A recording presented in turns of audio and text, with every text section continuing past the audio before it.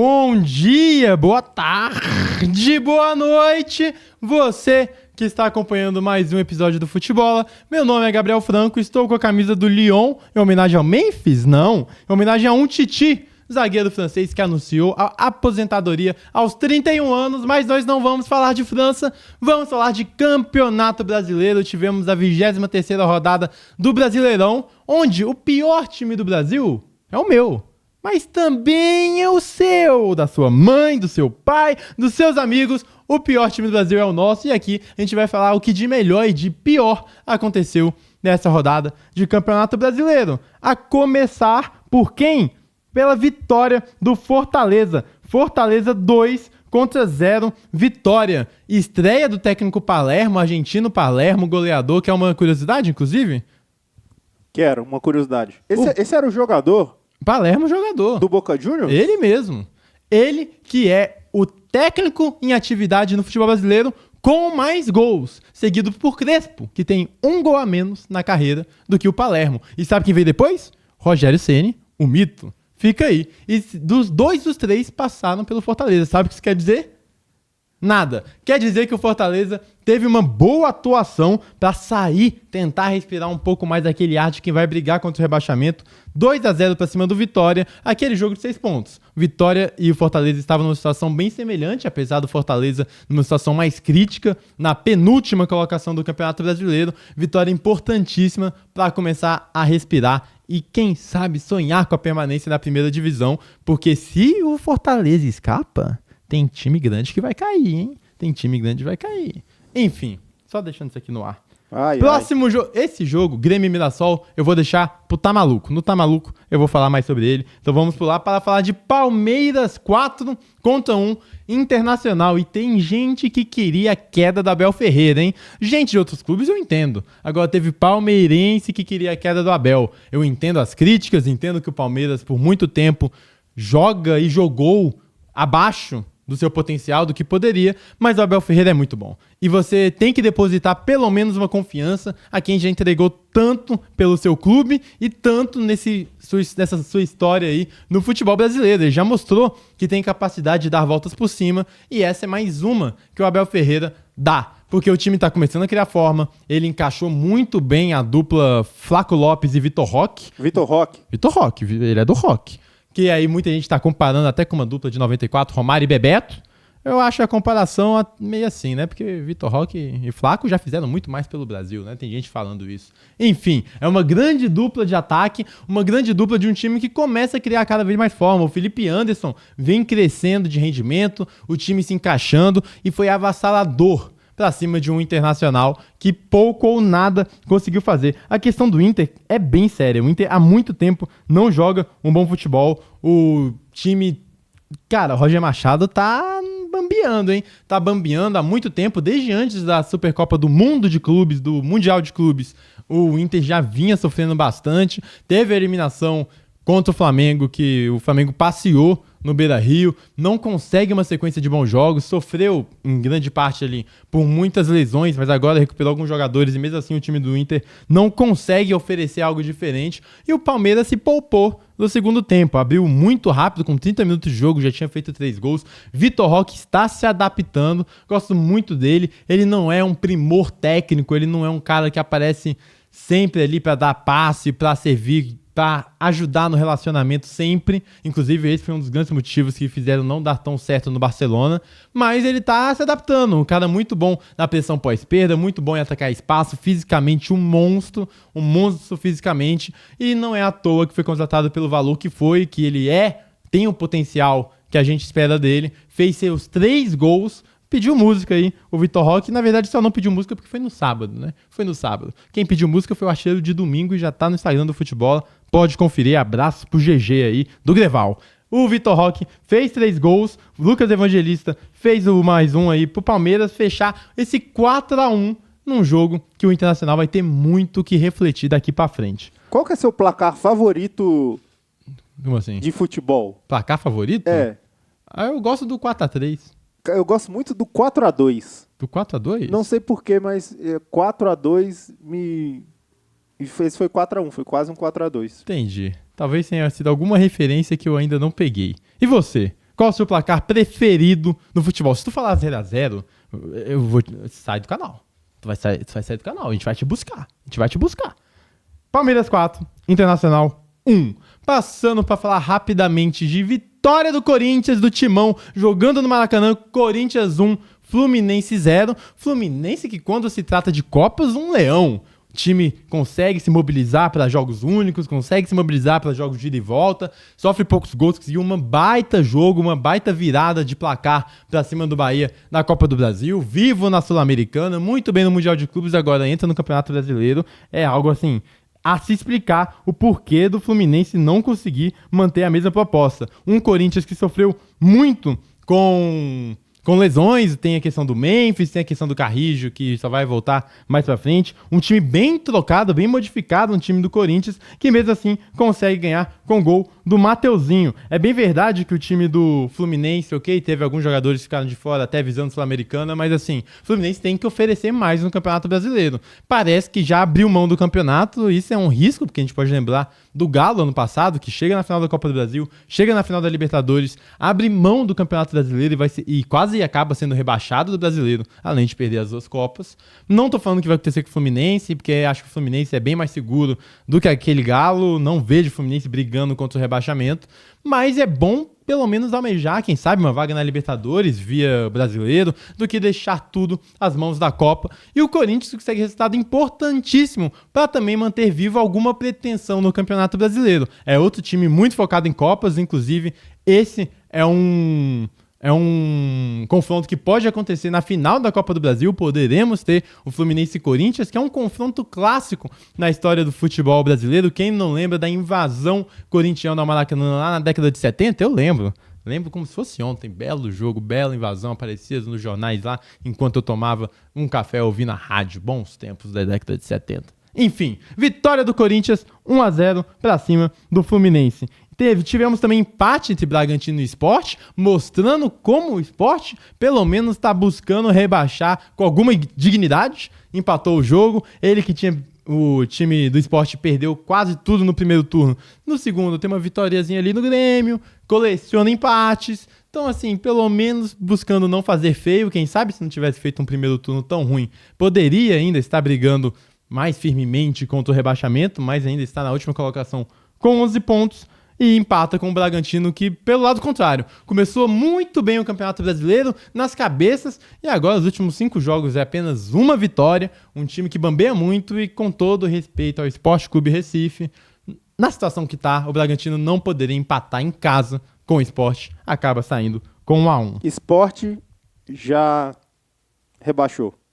Assim, muito difícil, né? A situação do Sport, tá com 11 pontos, vai precisar uma arrancada gigante, mas a gente já teve histórias de times que se safaram com 99,999% de cair, como foi o caso do Fluminense de 2009, escapada do rebaixamento heróico, que deu o apelido de time de guerreiros pro clube que viria a ser campeão brasileiro do ano seguinte. Olha que loucura. Enfim, será que acontece com o Sport? Difícil, mas o torcedor tem que estar aí para apoiar. Sport, que é o campeão brasileiro de 1987. Sim, junto com o Flamengo. Os 2 vencedores aí do Campeonato Brasileiro de 87.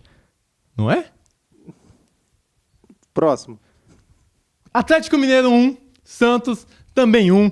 O Galo joga mal, o Galo joga mal, o Galo joga mal. É bem verdade que chegou o Sampaoli agora, é o começo de um trabalho, é incipiente ainda, mas o Galo, pelo investimento que tem, pelo time que montou, pela promessa que a SAF fez há tempos aí, desde que foi aquela campanha do Galo, campeão brasileiro e tudo mais, é um time que tem que almejar mais do que vem conseguindo nos últimos anos, principalmente nessa temporada. O risco gigante de não conseguir nem vaga para a Libertadores ano que vem, já caiu fora da Copa do Brasil pro Cruzeiro, jogando pior nos 2 jogos. Assim, o primeiro tempo do primeiro jogo foi até ok, foi até bom, poderia ali, mas enfim, perdeu a ida 2-0 em casa, depois na volta também não ameaçou fazer nada, não ameaçou uma redenção e o time segue mal. Começo de trabalho do Sampaoli, eu não sei se eu acredito muito, tá? Não sei se acredito muito. O Galo, a situação dos bastidores é uma pólvora e o dinamite é o Sampaoli. Ele é um cara explosivo que, cara, no vestiário pode dar qualquer coisa, inclusive o Pedro sabe muito bem disso. E não sei se eu confio... Sentiu na pele, né? Sentiu na pele essa explosão. E eu não sei se eu confio tanto no trabalho do Sampaoli de recuperação desse Galo, não. Vamos ver qual vai ser os próximos passos. Os próximos passos da SAF do Galo precisa ser avaliado também. Fez uma partida ruim e acaba empatando com o Santos, com 1 a menos. A partida do Santos eu nem achei tão ruim não, tá? Agora a partida do Neymar foi abaixo. Neymar não vem fazendo um bom campeonato brasileiro. Quando ele... Algumas partidas atrás, assim, de 5 a 6 partidas atrás, ele foi até bem, tava conseguindo, mas ele tem apenas 3 gols, eu sei que é muito difícil, ele joga num Santos que não ajuda ele, mudança de treinador, muitas vezes ele tem que buscar essa bola lá atrás, tira ele da parte ofensiva do campo, tem os problemas físicos, que agora ele tá conseguindo alguma estabilidade, mas fato é que as últimas 6 partidas do Neymar não foram boas. Essa é mais uma. Isso não é dizer que ele não tem que ir pra Copa, não, tá? Eu convocaria pelo menos pra seleção brasileira agora. Eu acho que ele tem que estar no ciclo ali do Ancelotti. Enfim, mas não vem fazendo boas atuações. Não foi uma boa partida do Neymar, que reclamou bastante do gramado sintético. Entendo a reclamação, mas não dá pra pôr a culpa... No gramado só sintético. No gramado, não dá pra pôr culpa só no gramado. É claro que no mundo ideal os gramados seriam naturais, que a CBF faria vistoria, daria um apoio, mas como não acontece, a gente tem essas irregularidades, que eu concordo com o Neymar e concordo com quem fala, não dá pra gente ter vários gramados diferentes no mesmo Campeonato Brasileiro, porque é papo de ajudar um, prejudicar outro, muda o jogo. Quem não lembra, em 2023, naquele Campeonato Brasileiro, na fase final, que o Botafogo acaba perdendo e sendo derrotado, um dos jogos que tira o título brasileiro é quando o Botafogo deixa de jogar no sintético do Newton Santos, vai jogar, se eu não me engano, no São Januário, gramado natural. E aí o Soares, que não jogava em sintético por causa do joelho dele, nesse jogo, gramado natural, foi jogar e meteu um hat-trick, tirando o título brasileiro do Botafogo. Olha só a loucura. Enfim, é só um exemplo de como o sintético acaba desequilibrando os jogos do campeonato, mas eu não tô aqui pra bater nessa tecla também. Vim falar de Santos, eu até gostei da partida do Santos, tinha volume até a expulsão do Zé Ivaldo. O Zé Ivaldo também não pode já ter um cartão amarelo e fazer a falta que fez. Foi expulso, mas o Santos consegue um gol no finzinho, num pênalti batido por ele, Tiquinho Soares, que depois na entrevista soltou farpas para o time do Santos. Pelo menos eu encarei dessa maneira, quando ele falou que ele não desaprendeu a fazer gol. É que as bolas não chegam. Se chegar nele, ele guarda. O resto, se ele não guardar, pode colocar a culpa nele. Foi o que disse Tiquinho Soares. Saudade do auge do Tiquinho Soares no fogão. É isso, empate entre 1 a 1, Atlético Mineiro e Santos. E agora, o Mengão malvadão, depois de 28 anos, quase 28 anos, desde 1º de outubro de 1997, o Flamengo volta a ganhar do Juventude lá no Jacone. Na ocasião tinha sido com gol contra, dessa vez com gol de Arrascaeta e Emerson Royal. Você quer saber como joga esse Flamengo do Felipe Luiz? Por padrão? Coloca esse jogo e começa a ver. Um jogo de muito controle. Controle é a palavra desse time do Felipe Luiz, que bebe da fonte do Simeone no quesito em ter uma defesa sólida, mas também bebe das próprias fontes, e ele sempre foi admirador do jogo do Guardiola, e tem outras fontes, o próprio Jorge Jesus, faz esse time jogar, não é um time arame liso, não é um time que não prejudica o adversário, é um time que sim joga bola, controla o adversário, e o grande diferencial desse Flamengo para os outros, 2019, 20, 22, é realmente o controle das partidas. É um time com uma defesa muito mais sólida do que esses outros Flamengos que eu falei, inclusive do que aquele de 2019, e um Flamengo que jogou muita bola porque o craque do Brasileirão estava desfilando com a camisa 10 de faixa, Arrascaeta, dos melhores, se não o melhor. Acho que ele divide apenas ali o protagonismo com o Caio Jorge do Cruzeiro como o melhor jogador desse campeonato brasileiro. Ele fez o gol, chega a 13 gols na temporada. É incrível o que tá fazendo a Arrascaeta, incrível, impressionante. Diga, diretor. Vice-artilheiro do campeonato, tá? Atrás do Caio Jorge apenas. Atrás do Caio Jorge e na sequência, Vegete, com 12 gols. E se não me engano, bota ele líder de assistências. Ele, se não me engano, é líder em assistências também, diretor. É, mas a gente tá falando só de gol mesmo. Tô falando de participação, que esse lugar tá jogando de bola, ele bem fisicamente, tá botando o Brasileirão no bolso, e não é como se ele não tivesse tido protagonismo nos outros Flamengos, como 19, 22, etc. Claro que teve, sempre foi peça essencial, sempre. Mas esse é o Flamengo do Arrascaeta. Se a gente já teve um Flamengo do Gabigol, um Flamengo do Bruno Henrique, Flamengo do Pedro, esse é o Flamengo do Arrascaeta, como joga bola. E como joga bola o Flamengo, jogou muito bem a partida. A única crítica que fica é que talvez pudesse tranquilizar ainda mais o jogo, matando logo de cara. Demora muito, vai fazer o segundo gol só na reta final da partida. E 1-0 é um placar perigoso. Contra o Grêmio, o Flamengo fez um jogo semelhante, até melhor na minha visão, do que contra o Juventude. Fez 1-0, mas ficou com 1-0 até o final, não cedeu chances, porém, numa bola na mão, acaba levando pênalti e levando o gol. Precisa matar os jogos um pouco antes para se tranquilizar. Mas é um Flamengo que mantém uma constante muito boa, e constância e competitividade são palavras-chave para conseguir ganhar um Campeonato Brasileiro de pontos corridos. E, além do mais, consegue ter picos e auges de grande futebol jogado, como foi contra a Vitória, contra o São Paulo, contra o Internacional. São algumas, ou Juventude na ida, são algumas boas vitórias, Corinthians também goleada. É um Flamengo que não se limita a ser um time sonolento, não. É um time com controle, mais ofensivo. E que treinador é Felipe Luiz? Que treinador baita. Flamengo 2, Juventude 0. Agora vamos falar de São Paulo 1, Botafogo 0. Esse Botafogo, tudo que eu elogiei do Felipe Luiz, aí eu vou ter que falar do Botafogo. É o primeiro trabalho do David Ancelotti? Primeiro trabalho dele. Isso vem com algumas consequências. Vem com a consequência do ser as primeiras experiências dele como técnico. Não sabia como o David Ancelotti via o jogo, como ele treinava seus times, porque é a primeira aventura dele como técnico. Felipe Luiz também é? Também é, mas teve um trabalho de técnico na base, no Sub-17, campeão, no Sub-20, campeão. Então você tinha uma ideologia ali que você podia ver, enxergar e projetar para o Flamengo profissional. O caso do Botafogo não, eu não estou colocando a culpa só no David Ancelotti. Acho que a maior culpa do Botafogo é todo esse planejamento de começar a temporada apenas em abril. O John Textor, que já tá numa situação complicada, ele já tem que ver se vai continuar sendo dono do Botafogo, tá tentando mandar o Botafogo as contas lá pra América Central, enfim, tá todo enrolado. Mas ele abre mão da Supercopa do Brasil, título que o Botafogo não tem, contra o seu maior rival. Abre mão da Recopa Sul-Americana, título que o Botafogo não tem. Faz uma péssima é forte, mas assim, uma má primeira fase de Libertadores. O Campeonato Brasileiro nunca nem ameaçou a disputar lá em cima. Cai na Copa do Brasil para o Vasco, o time com menos investimento. O Botafogo, pelo investimento que tem, tinha que ter oferecido mais. Enfim, essa é a situação de um Botafogo sem identidade. O Botafogo Way, que é o que fala John Textor, um time de transições, um time bem ofensivo, direto, que ele fala que queria aplicar novamente, não estava vendo isso com o Paiva, que ele escolheu, tá? Ele escolheu o Paiva, que já era a quarta opção, assim. Ele não via com o Paiva e agora ia ver com o David Ancelotti, mas ia ver como? Qual foi o trabalho do Ancelotti antes desse?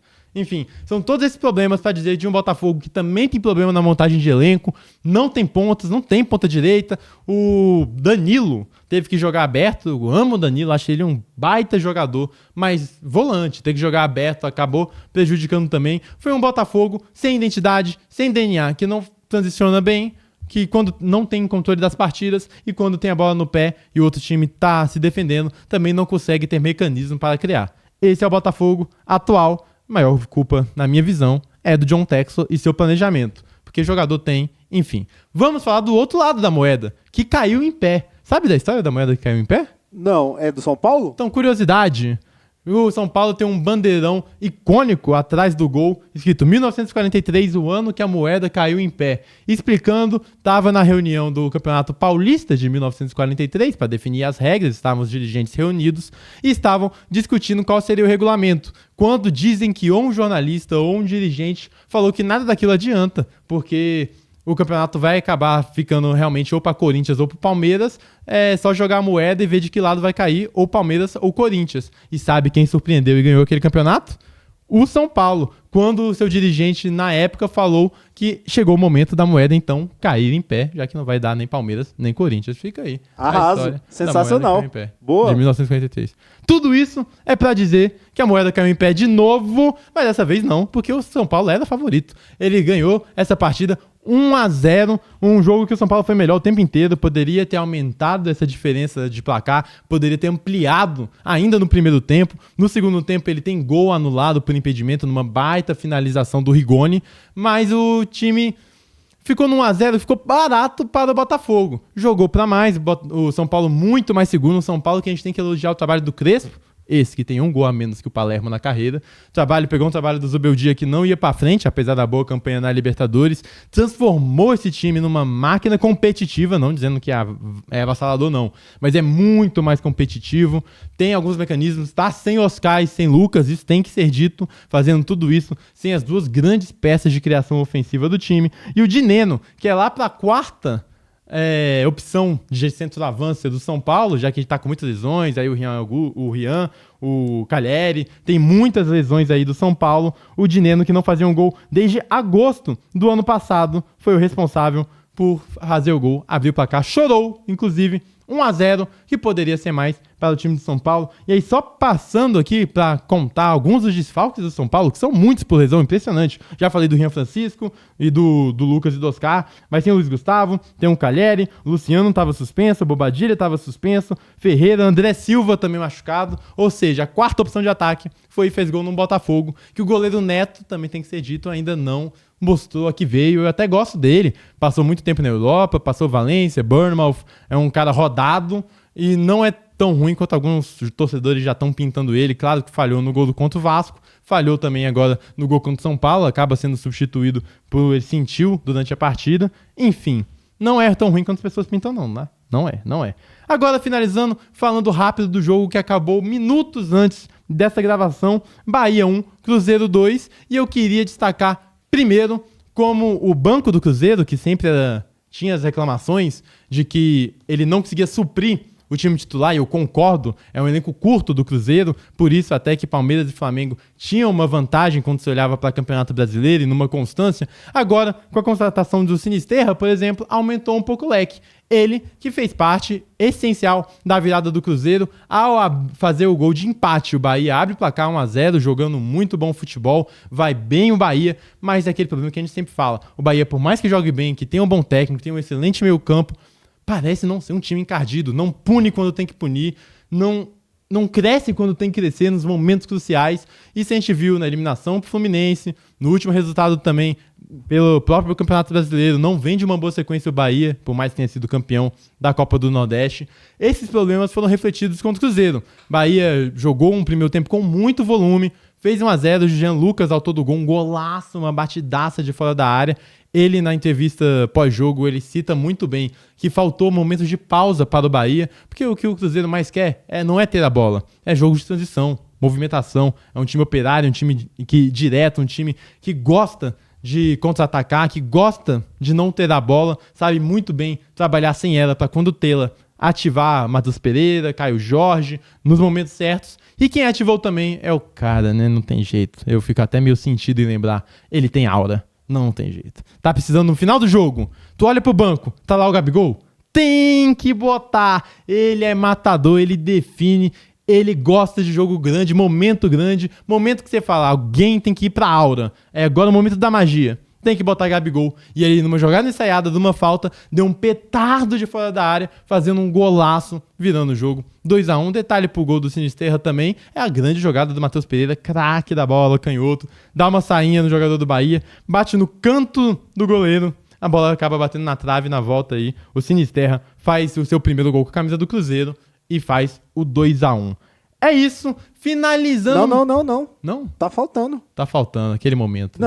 Não, tá faltando um jogo. O do Vasco? Lógico. Mas o do Vasco a gente já falou, Dito. Ué, mas então fala que a gente já falou aí. Falamos fala de que Vasco o Vasco e tem Ceará. mania de tomar gol no último minuto. 2-2. Você quer ver como foi essa partida? Que o Vasco tomou um gol no último lance com um jogador a mais com a defesa toda postada? Tá aqui no canal. Pode clicar aqui, que vai ver a análise completa de Vasco 2, Ceará 2. Mas agora é o momento.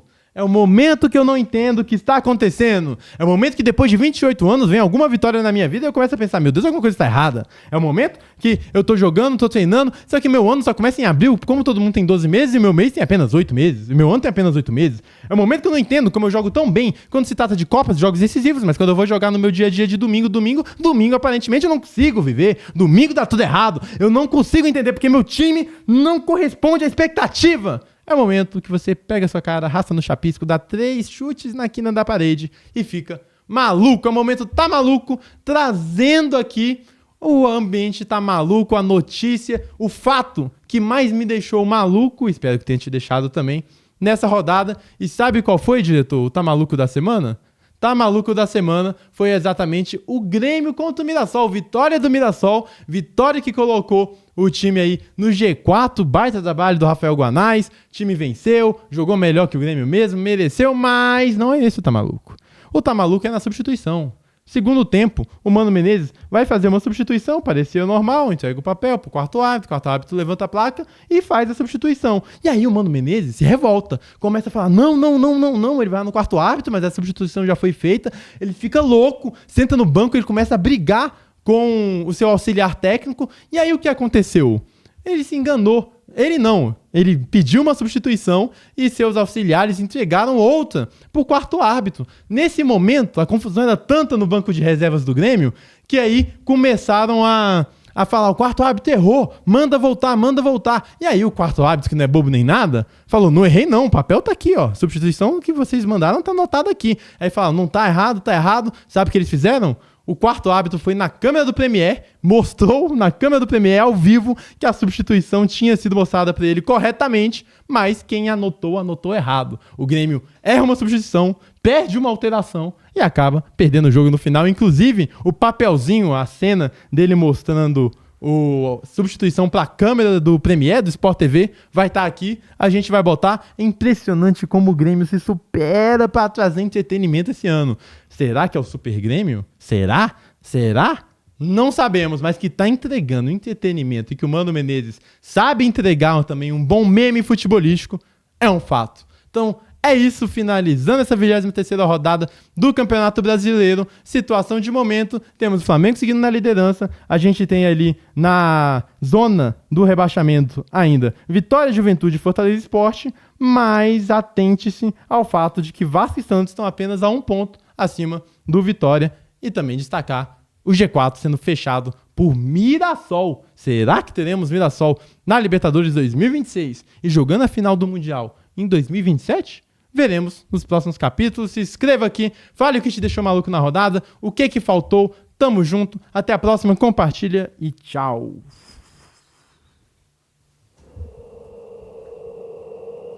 Eu nunca tinha visto aquele papelzinho. Eles entregam um papelzinho, eu não sabia.